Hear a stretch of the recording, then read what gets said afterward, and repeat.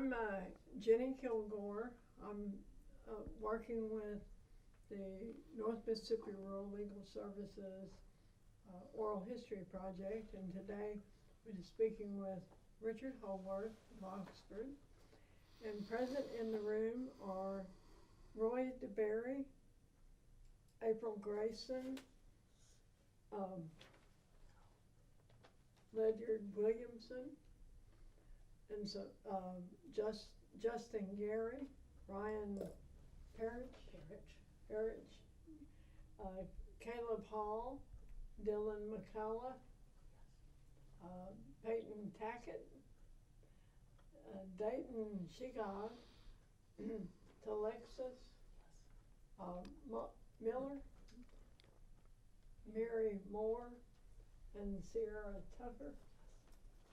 Have I got everyone? I think so. Okay. Good morning, Richard. Good morning, Jenny. Thanks for coming today. I was, as you know, we're doing the history project of our program, and we are interested in what connection you have with Lafayette County. Could you tell us about your time growing up here? Yes, my family moved here June the 10th, 1963.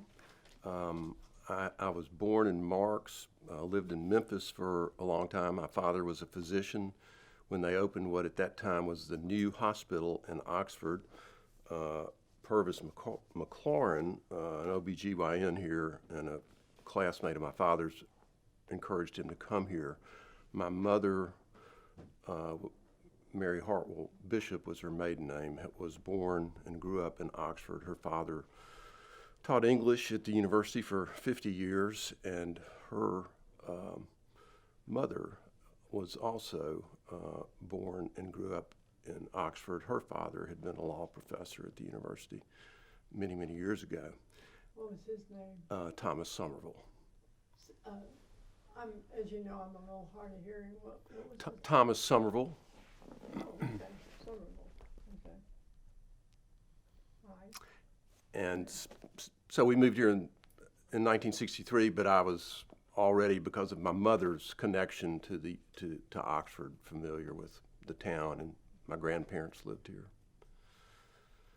So I've known Oxford all my life, basically, and lived here vast majority of that time. How old were you when you moved here? I was 12. 12.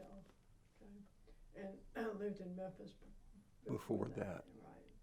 Do you recall what Oxford was, your impressions of Oxford when you first moved here?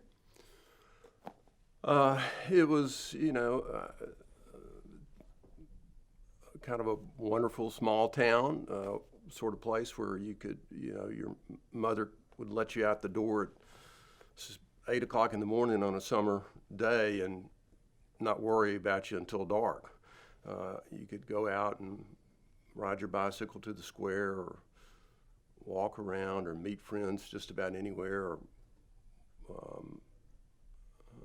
do what you like. And people everyone tended to know one another. But of course it was at that time segregated. The schools were segregated. So you didn't get to know all the people in the community as one might today, I would say. But nice small town. William Faulkner had died the year before we moved to Oxford, so his presence, and actually my parents, we lived in the house across the street from Rolling Oak, so he was not around, but his presence was still alive much as it is today. Did you ever see him when you came here as a child? No, I don't believe so. Okay, interesting.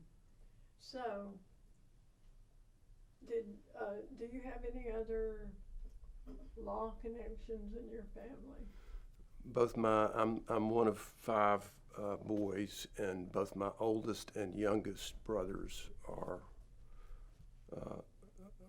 in my oldest brother's case, a former attorney, and in my youngest brother's case, a lawyer who's now a judge and has been a circuit court judge for, I don't know, 10 years or so. I'm not sure how long.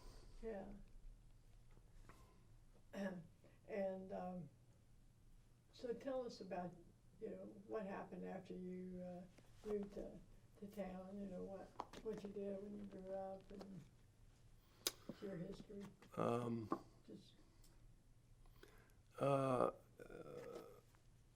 I did the things that most teenagers do.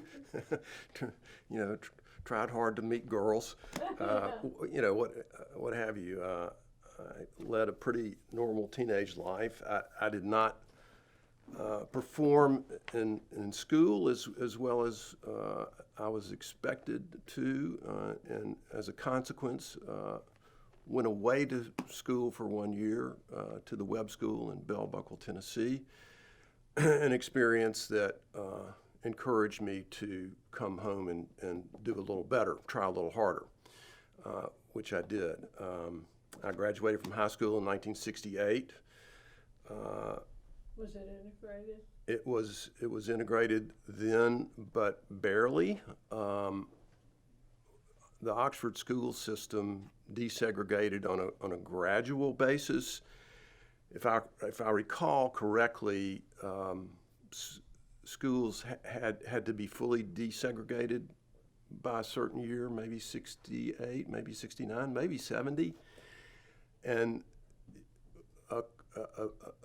a school district could either wait until then and fully desegregate or do it gradually. And as I recall, in Oxford, they began desegregation in perhaps 1964 in grades 1 through 3, with a few African American students desegregating the previously all-white system. And then the next year, grades 4 through 6, and then the next year 7 through 9, and then the next year 10 through 12. So that by the time I was a senior in high school, that may have been the first year the senior class was desegregated. It might have been, I was away at school the year before, so it might have been that year, I'm not sure. But I think it was not until 1968 that my class was desegregated, and I think that there were only 3 African American students in that class, and I believe that they were all girls. I may be wrong.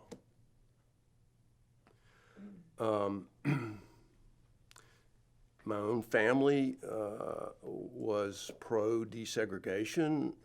I think that we all understood this as something that should have already happened, should happen, inevitably would happen. In Oxford, I think most white people viewed desegregation that way. There were a few families who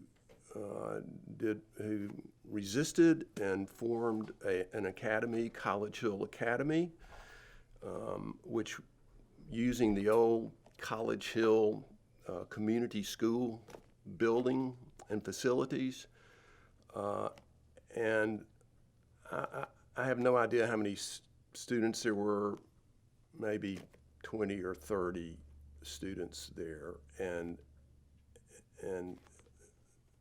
it ultimately failed, and those people all came back into the municipal school system or the county school system, and it was actually, I think my family's view, it was a good thing that those people tried to start their own school because they might have created trouble otherwise, and a good thing that they failed because they had no pride about what they had tried to do.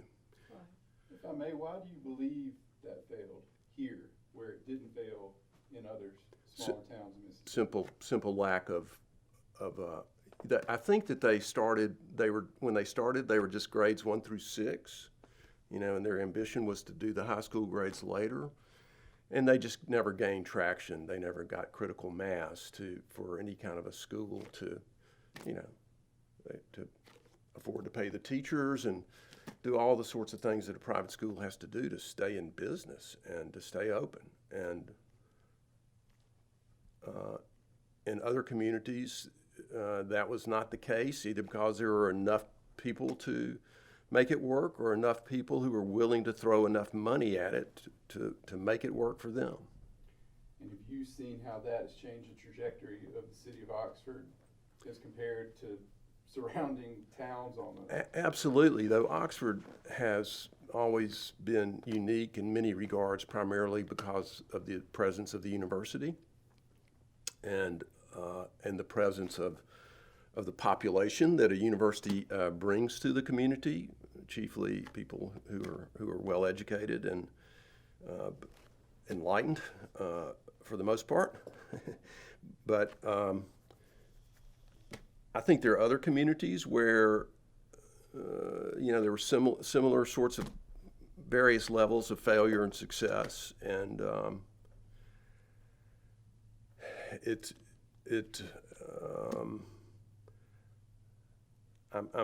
I'm surprised that there are still academies today that are, quote, successful. Were you here when James Meredith registered at Ole Miss? Meredith desegregated in 1963. I'm sorry, 62, because I was not here.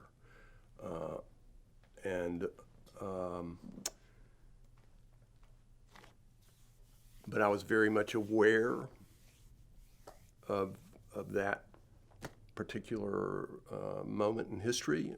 I can remember living in Memphis the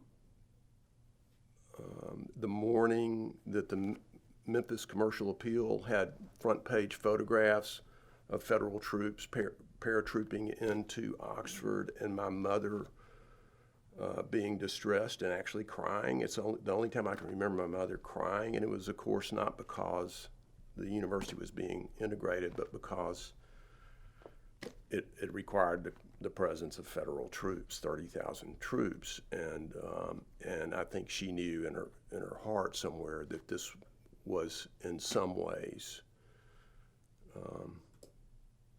that the university failed to accommodate desegregation in the state of Mississippi. I mean, it was tragic. It was great. It was great that Meredith did that, of course, and heroic, but unfortunate it happened the way that it did, of course. People were killed. Stupid. So could you tell us basically, I'm aware that that you eventually opened Square Books, and just briefly the kind of what you've done in your life. One of the things that my oldest brother, David, was always full of ideas about things that we could do, and not both when we grew up and and also as teenagers. He was always wanting to put on plays, and he was full of ideas. And one of the ideas he had was that one of us should open a bookstore in Oxford. And he had actually written I think it was the Department of Commerce, and gotten a pamphlet on how to open a bookstore. And when I was a young teenager, that little pamphlet was in our home, and that kind of made an impression. It was something that was, at that point, always in the back of my mind.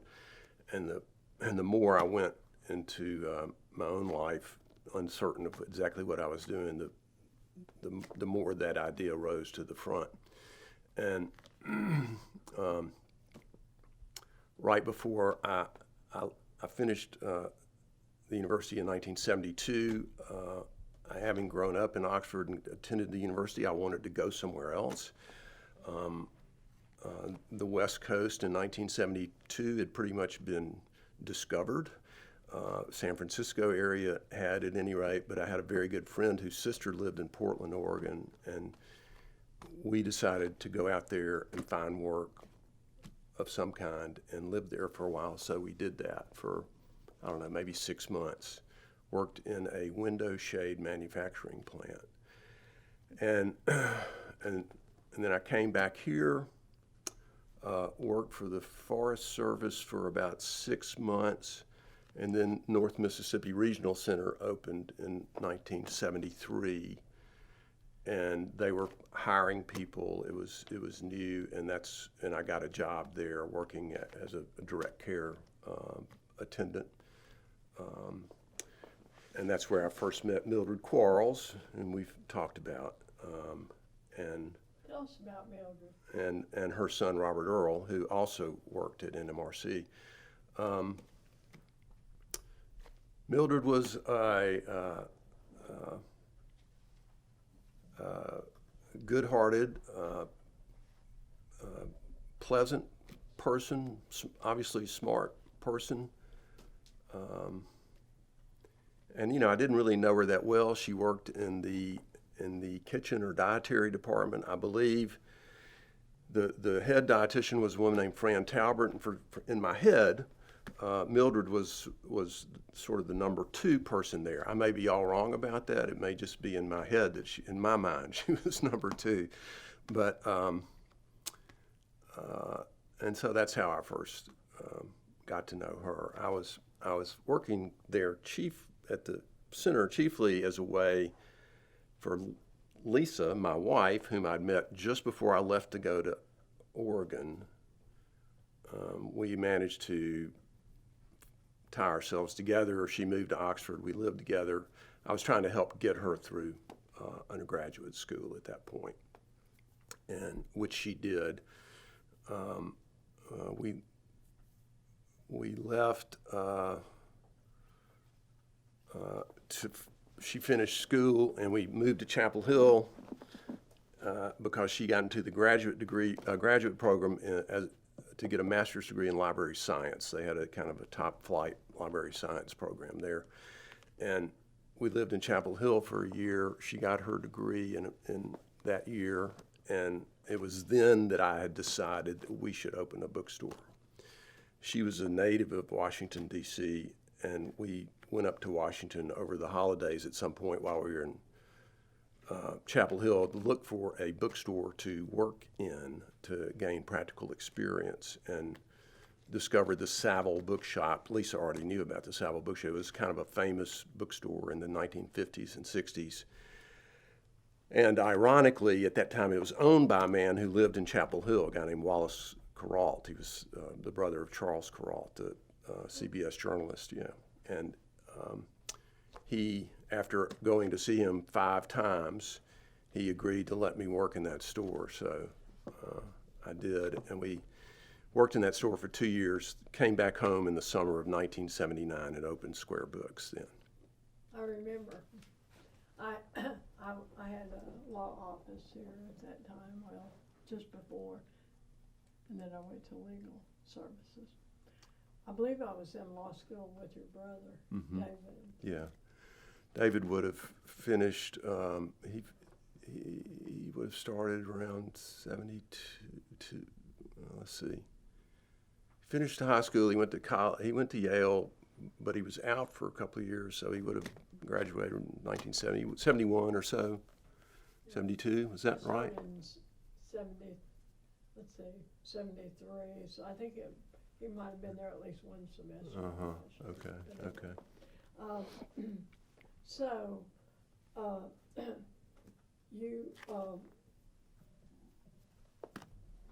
you mentioned Mildred Quarles, and I think you and I have talked about the fact that she was one of the people who started our program, North Mississippi Rural Legal Services. Did you have any other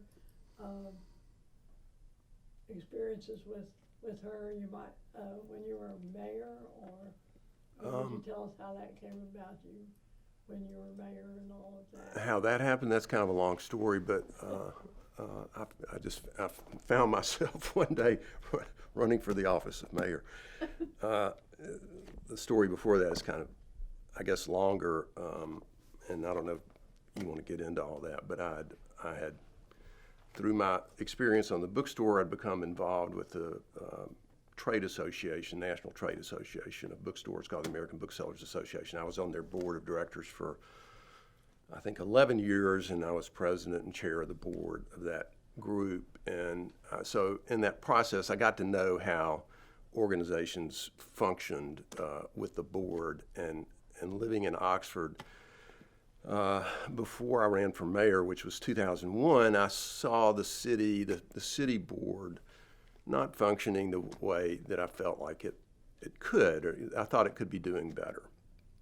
And so I threw my name in the hat and ran for mayor, and won by, I think, 130 votes. It was a fairly narrow margin. I defeated the incumbent, and I think all the aldermen who had been on the board, a board of which I'd been somewhat critical, had all been reelected. So I was there to chair a board that I'd been critical of, and I think I remember telling them in my first meeting that, speaking for myself, I was bearing the axe, and I was looking forward to working with them and serving them and helping them to be the best possible board that we could be. And Oxford has what's known as a weak mayor system. You have 7 aldermen, all of whom have a vote. The mayor does not have a vote, so basically that board decides everything, but the mayor operates in a CEO capacity as a sort of chief of staff of all the city employees. It's kind of an interesting system, and one that I actually tweaked a little bit while I was mayor by asking the board to approve the public works director and the city clerk, who operates in the chief financial officer capacity, to serve in elevated roles, so there wasn't just a straight mayor and then 12 department heads. I had 2 key staff person, and we were sort of the executive team. So, but getting back to Mildred, I don't recall Mildred. I know Mildred was always pushing the ball, and I don't recall her pushing any particular ball with me. I think if Mildred had wanted me to do something, she would have picked up the phone and told me or asked me, and I don't. I think I recall she was interested in transportation.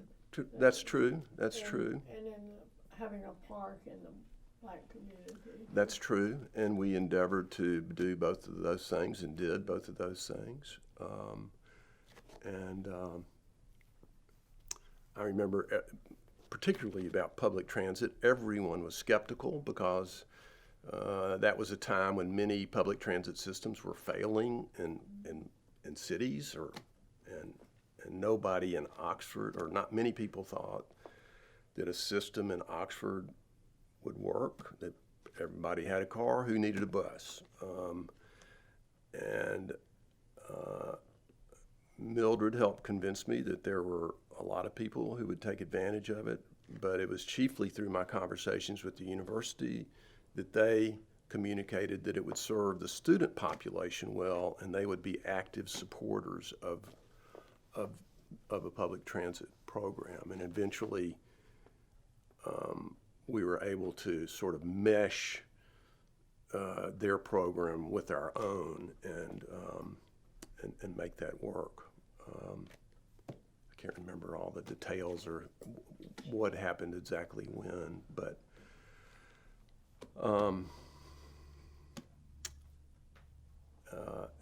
and a lot of what little I knew about North Mississippi Rural Legal Services was primarily through my association with Tom, my friendship with Tom Freeland. Tom was I think 2 years behind me in in high school, but he certainly, when I came back home and opened the bookstore, he was a constant visitor and a good customer, and we got to know each other well in that process, and we were always regarding political matters on of the same point of view. And so he and I think his father before him, and you can tell me better, I mean, in the vacuum that existed prior to North Mississippi Rural Legal Services, there were small town lawyers who, the Atticus Finches of the world, I suppose, who helped people who were underserved, minority and underserved populations. And my own view is that the Freelands were acted in that capacity. I may be wrong. I may be inventing my own history, but I'm pretty sure. It may be that Dr. DeBerry may have more information on that. I came here in '65, but I wasn't aware of the legal community until I was in law school. And but I do know that there was that perception about the Freeland family. And was the first African American lawyer in Oxford James Minor? I believe so. Which would have been when? 60s. 60s? Mm-hmm. I know he was, when I was in law school, which was 73 to 75, he was employed. James Minor was at the university as what they used to call the LEAA program. It was one of the federal grants that the university had, and that he opened a practice at some point in there, and I'm not sure when. But do you remember any other things about the work of the North Mississippi Rural Legal Services? You served as a mayor. I think you've had other positions. No particular instances come immediately to mind. I personally never had any interaction there, but I do know that the presence from the beginning, and I think we talked about Josh Morse as being and I told you that I was a friend of his son's in high school, and they left here. Who was Josh Morse? Josh Morse was an attorney, on the law faculty and dean of the law school in the late 60s, late 60s. And I'm not sure exactly how he got here. He may have been tasked. I think was there some federal assistance or intervention perhaps going on? Roy, can you enlighten me? I cannot. No, I don't. I believe he was hired. He was a college. I don't recall all the particulars, but I believe that chair of the college board was involved, and that he was pretty well thought of. Okay. And that he came through regular channels, I think. Okay. And he was dean, I think, from 64 to 69 or something like that. Mm-hmm. Yeah, the main thing I remember about that is that Stanford, his son, disappeared from my life at that point, and I've never seen him since. So, yeah. Interesting. Yeah. So. But I forgot why we were on the subject of Dr. Morse. Well, it was during his time that our program began. Right. Maybe why you Correct. thought of it. That's right. And it was a clinical program at the law school at first. That's right. And I remember, being aware of it and what the charge of it was, and thinking that that's a good thing and an important thing. But I'm sure that much of what North Mississippi Rural Legal Services did was, client related and protected to a great degree by, confidentialities. And so you weren't always aware, but just generally speaking, in my view of the public perception, legal services was viewed as a good thing, as a protector and abettor of poor and underserved population, and that was good for those clients who needed that help, but also, would put people on notice. I would guess, like landlords who weren't providing proper services or were overcharging, or anyone else who might have been taking advantage of that class of people or those people. Put those people on notice, and so it was a force for the good, even when it wasn't taking particular action. Can we cut for just a second, y'all? I need to go get another piece of equipment out. Hey, Dee. You, I believe you were telling us of some of your memories about the presence of North Mississippi Rural Legal Services in the community, and let you go on with that. Well, you had asked me about Alvin Chambliss, and I don't remember any sort of specific instances, though I knew I'd seen him speak in public, whether it was at a school board meeting or a city hall meeting, though I don't really recall that. But I'd seen him orate in public on a given issue, and I think several times, and he was always had a lot of fire in his delivery, and a lot of, there was a lot of righteousness and emotion behind whatever point of view he had that was, to me, interesting and powerful. Could you tell us of anything else you remember about North Mississippi Rural Legal Services during the time that you lived here? Well, again, I don't remember. I told you this on the front end. I don't remember. All I remember is just my general awareness of their presence from the beginning and continuing.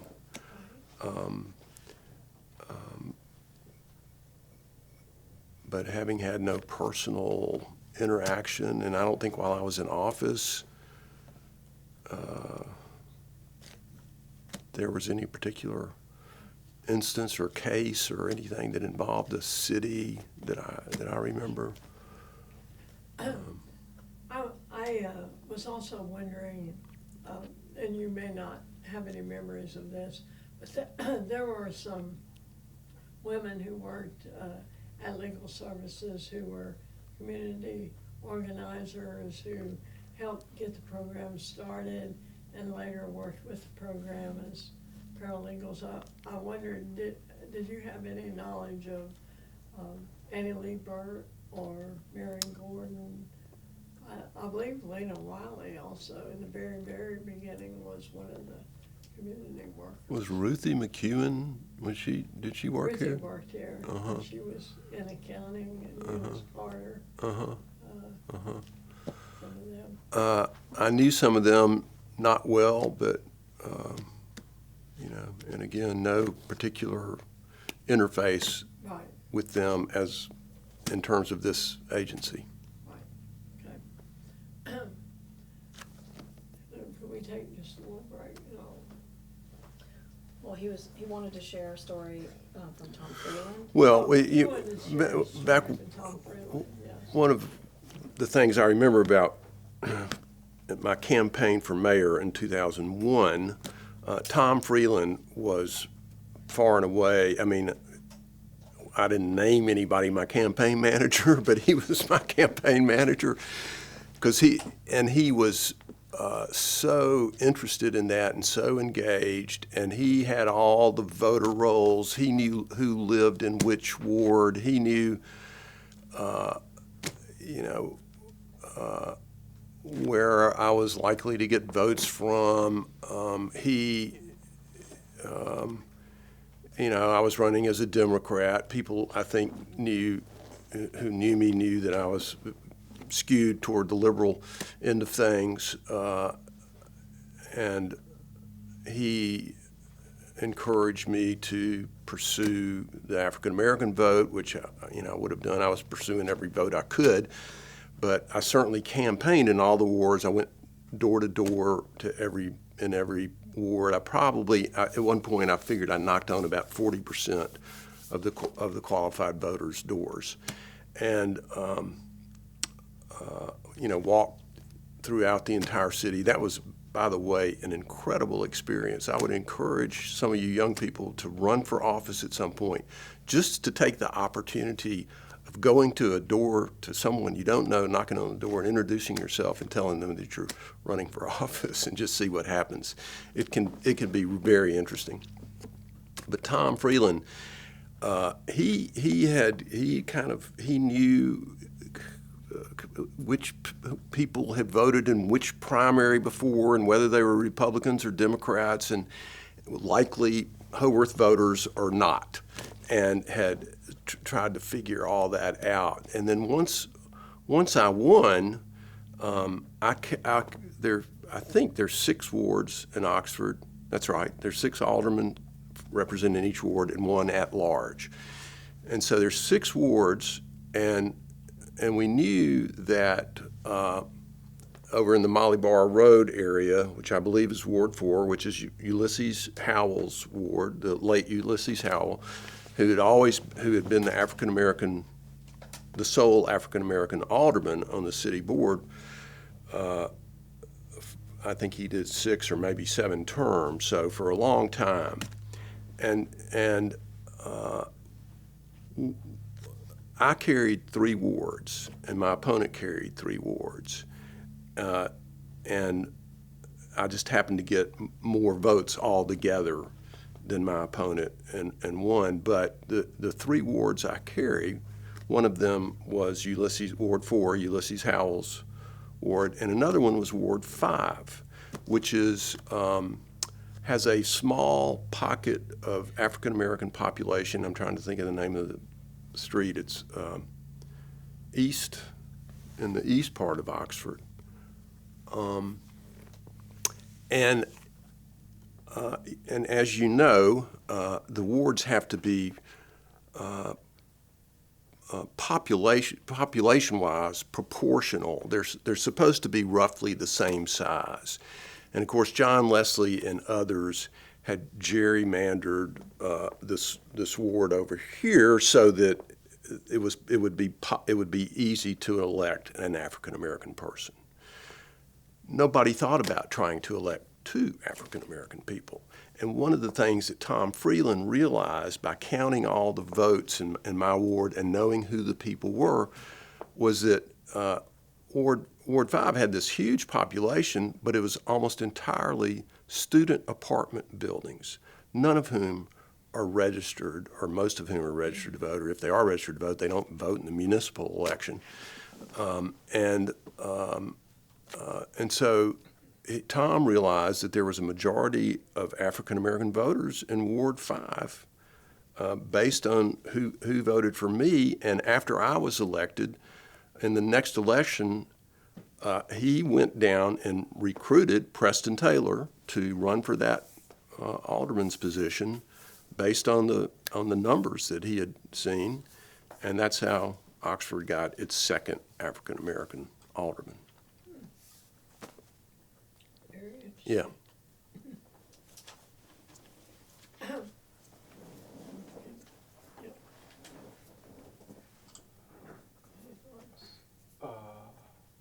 On that point, maybe you kind of mentioned prior to integration that everybody knew each other, but not as they do now. Correct. And then you told that anecdote about recruiting the second African-American alderman.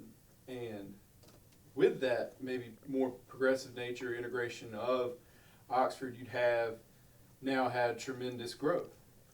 And the city is kind of a beacon for the state insofar as what may be possible.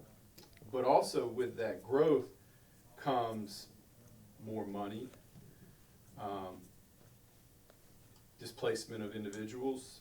And so, you know, is it ironic, or is there an irony, or do you see this growth as creating more social divide going forward, or do you see it as creating more opportunity for inclusion in a city like Oxford? Well, that's the proverbial double-edged sword, I think, and you know, my own view.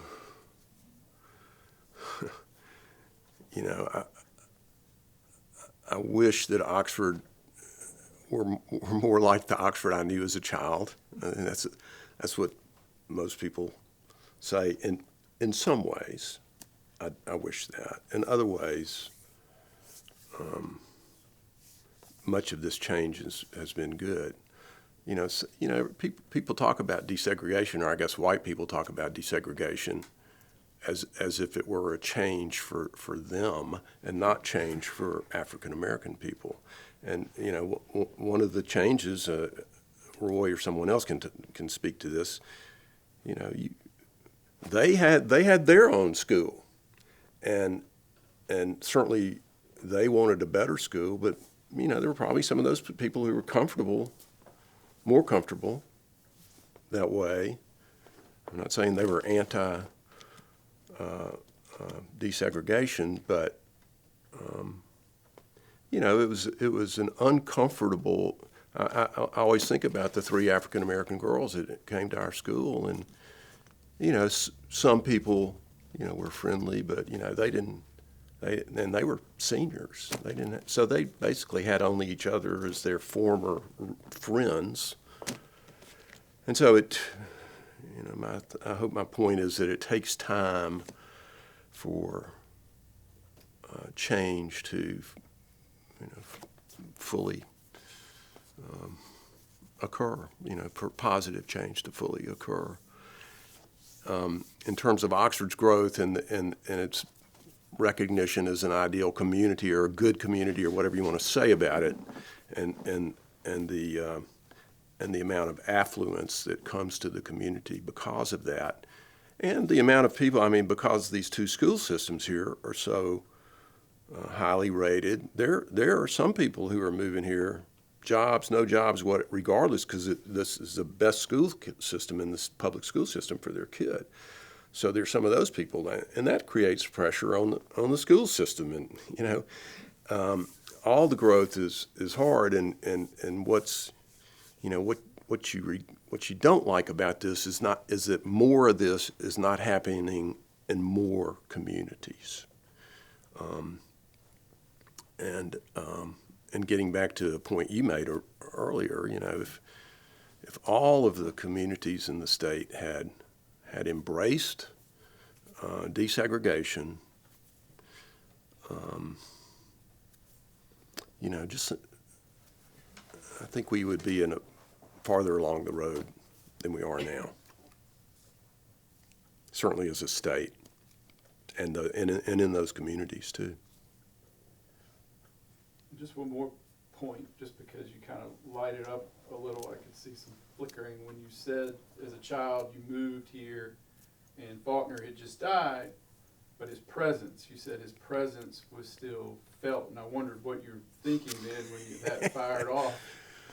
As far as a child, maybe even, like what, having somebody who was that famous, that world renowned,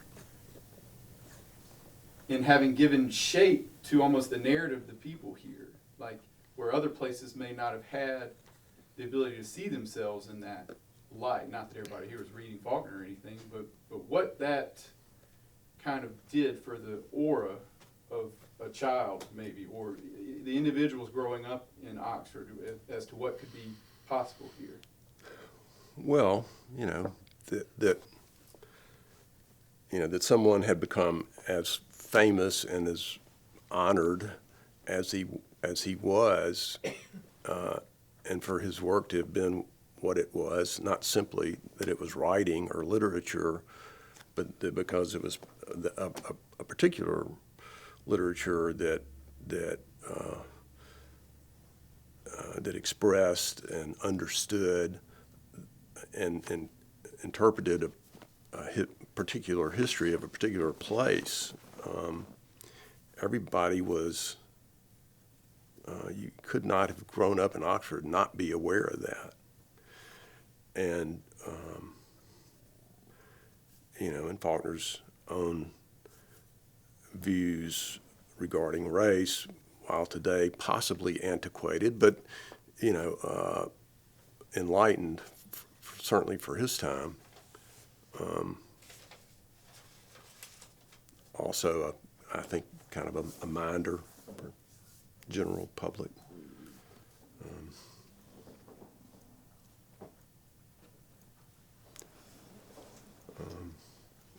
Can you reflect a little bit more about, I heard you and Jenny talking about Caroline Barr before.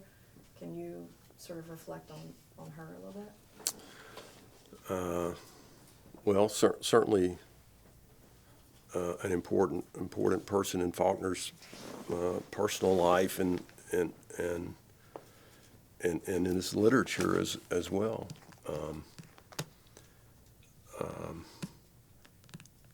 And I know that Mildred was related, was a Barr descendant.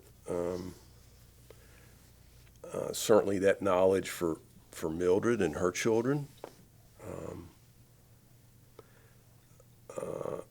had to broaden their own sense of the world and this particular world, and give them more of a sense of a place in it, I'm guessing. I think part of what Ledyard question, best I could understand, might have also gone to some irony about the Barr family. I know Molly Barr was Mildred's grandmother. Molly Barr Road was once, I think, in an area where she had a fairly large farm, and now it's, tell us just briefly what Molly Barr Road looks like. And is it owned by the Barr family, do you think? Probably not. No. Though what do I know? I mean, just the odds are. I mean, nobody who owned something 3 generations ago. Kind of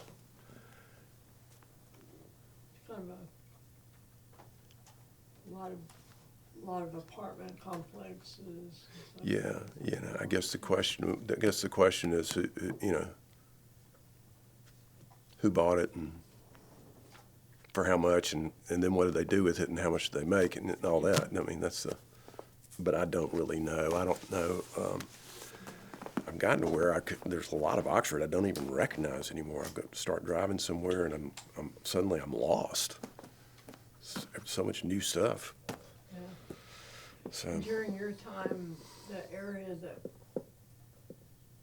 I know Mildred was pushing for a park, I think, at one point in Price Hill area, which Right. was a small black community. right, Price Hill is what I was It changed during your trying to think of adult earlier. lifetime, Yeah. right? Mm-hmm.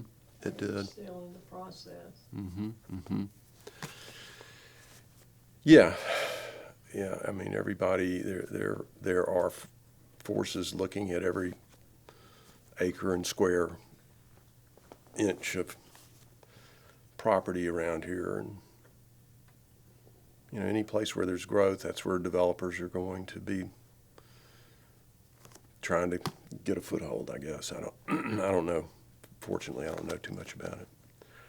I know that in my own business, I have tried to protect myself by acquiring the properties in which my business is occupied, because I knew, or my view was that the values of property on the square would ascend and keep ascending, and if I didn't buy them, I would be forced out because of rent. Bookstores have very marginal profits, and if your rent is over 10%, you're not going to be able to stay there.